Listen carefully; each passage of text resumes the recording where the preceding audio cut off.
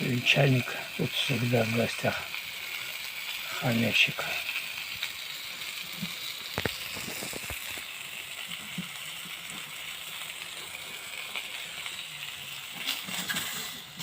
О, колбаса уже почти готова. Еще яйца вареные. Картошка тоже вареная. Ну, в принципе, уже почти все готово. Розовенькие